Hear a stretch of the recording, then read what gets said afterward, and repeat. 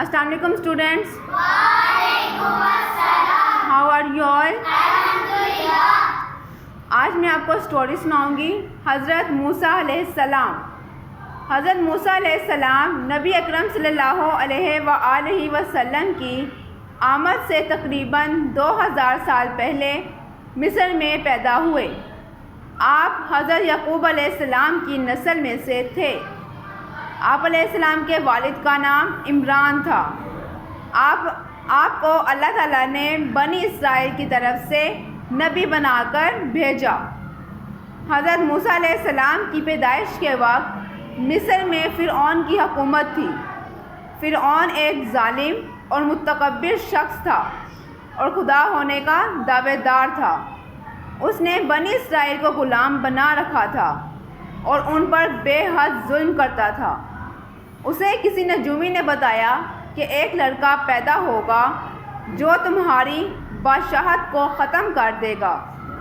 اس لیے وہ بنی اسرائیل کے ہاں پیدا ہونے والے لڑکوں کو مروا دیتا تھا اور لڑکیوں کو زندہ چھوڑ دیتا تھا. قرآن مجید میں ارشاد ہے، تمہارے بیٹوں کو تو قتل کر ڈالتے ہیں اور بیٹیوں کو زندہ رہنے دیتے ہیں.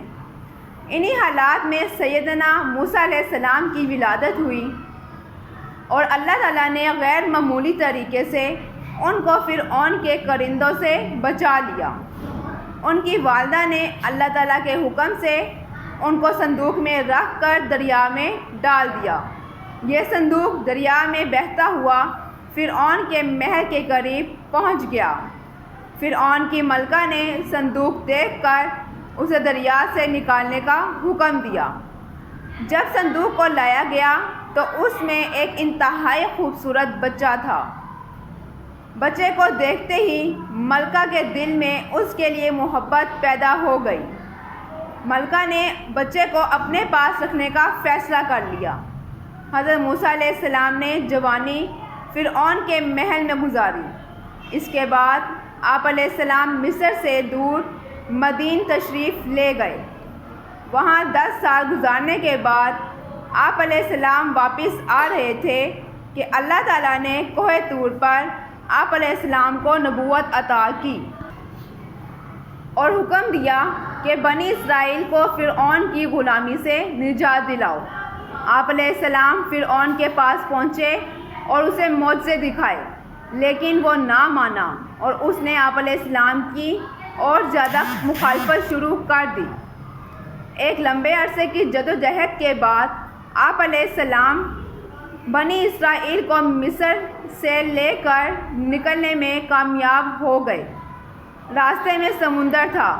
حضرت موسیٰ علیہ السلام نے سمندر میں لاٹھی ماری اور سمندر میں راستہ بن گیا. فرعون بھی اپنے لشکر کے ساتھ ان کے پیچھے تھا.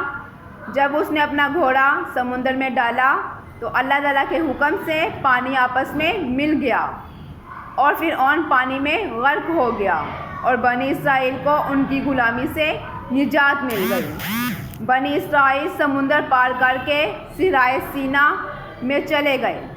صحرائے سینا میں بنی اسرائیل کے لیے کھانے پینے کو کچھ نہ تھا اور اللہ تعالیٰ نے ان کو بے شمار نعمتوں سے نوازا. گرمی سے محفوظ رکھنے کے لیے ان پر بادل سایہ کیے، کھانے کے لیے من و سلوہ اتارا اور پینے کے لیے پانی کے 12 چشمے جاری کر دیے. یہ سب اللہ تعالیٰ کے انعامات تھے. حضرت موسیٰ علیہ السلام کی سیرت سے ہمیں یہ سبق ملتا ہے کہ مشکلات اور مصائب کا مقابلہ ہمت اور جرأت سے کرنا چاہیے. جب بندہ کسی مشکلات میں استقامت کا مظاہرہ کرتا ہے اور اللہ تعالیٰ پر توکل کرتا ہے اور اپنے دین پر ثابت قدم رہتا ہے تو اللہ تعالیٰ اس کی مدد فرماتا ہے.